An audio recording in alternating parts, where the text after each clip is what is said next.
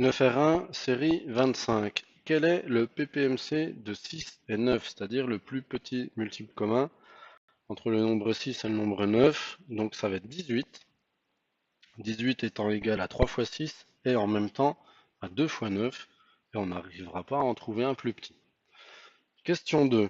12 plus 48 divisé par 12. Alors la priorité va à la division. On fait surtout pas 12 plus 48.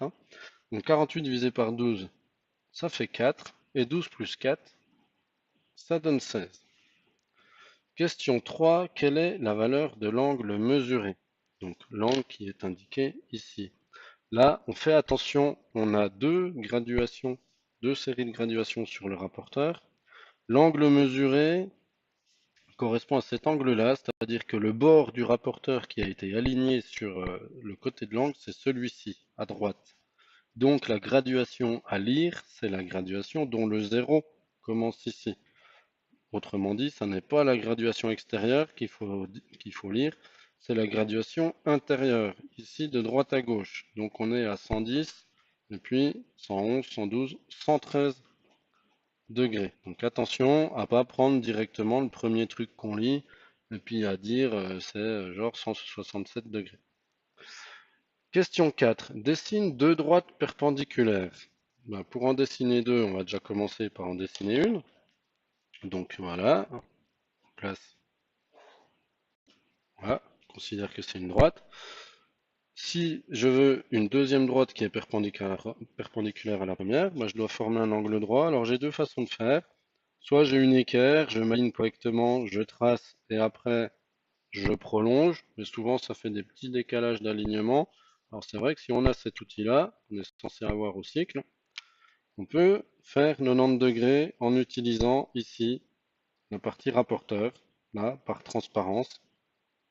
On s'aligne comme il faut. Et l'avantage, c'est que du coup, je vais pouvoir tracer ma droite perpendiculaire sans avoir besoin de jouer les prolongations.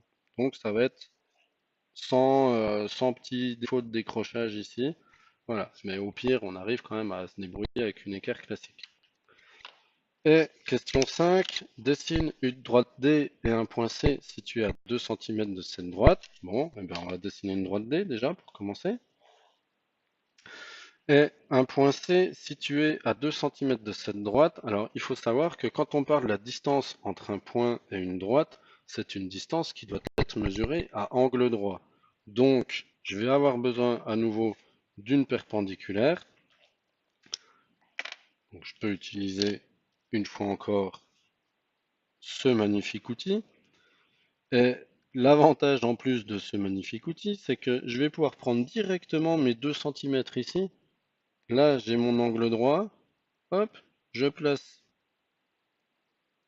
mes 2 cm puisque j'ai ma graduation ici à 0. Et là, donc, ici, j'ai le point C qui est bien situé à 2 cm, la droite D, puisque c'est une mesure qui a bien été prise à angle droit.